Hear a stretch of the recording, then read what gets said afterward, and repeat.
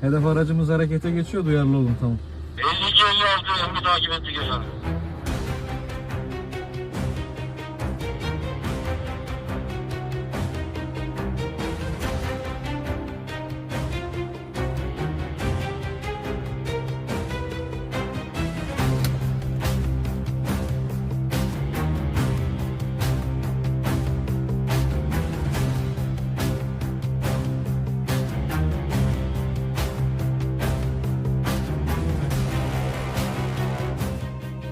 Renk ve görünüm itibariyle uyuşturucu ve vurucu maddelerden metamfetamin maddesi.